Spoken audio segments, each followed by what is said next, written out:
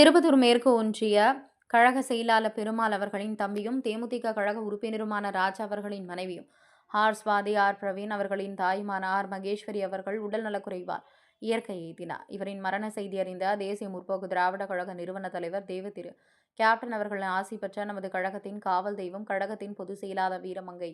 பிரேமலதா விஜயகாந்த் அவர்களின், கழக பொதுச் செயலாளர் LK சுதீஷ் அவர்களின், மாநில இளைஞரணி செயலாளர் விஜய பிரபாகரன் அவர்களின் ஆலோசனையின் பேரில் திருப்பத்தூர் மாவட்ட செயலாளர் MK ஹரிகிருஷ்ணன் அவர்கள், கந்தளி தெற்கு ஒன்றிய கழக செயலாளர் யோகநாத் அவர்கள் தலைமையில் கழக நிர்வாகிகளை ஒருங்கிணைத்து அழைத்து சென்று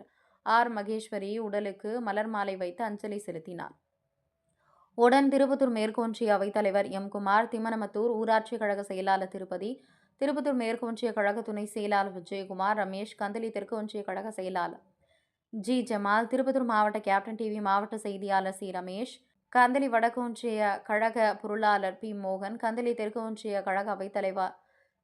சிங்காரவேல், மாவட்ட ஐடிவின் துணை செயலாளர் ஹரிகுமார் அவர்கள் நேரில் சென்று மகேஸ்வரி அவர்களின் உடலுக்கு அஞ்சலி செலுத்தி அவர்களின் குடும்பத்திற்கு தேமுதிக சார்பாக ஆறுதல் தெரிவித்து மாலை அணிவித்து இறுதி அஞ்சலி மற்றும் ஆழ்ந்த இரங்கலையும் வருத்தத்தையும் தேசிய முற்போக்கு திராவிட கழகத்தின் சார்பாக தெரிவித்துக் கொண்டு மகேஸ்வரி அவர்களின் ஆத்மா சாந்தியடைய எல்லாம் வல்ல இறைவனை தெய்வ திரு கேப்டன் அவர்களையும் வேண்டிக் கொண்டு ஈரதி மரியாதை செய்யப்பட்டது குறிப்பிடத்தக்கது. திருப்பத்தூர் மாவட்ட தவசி நியூஸ் செய்தியாளர் ரமேஷ்.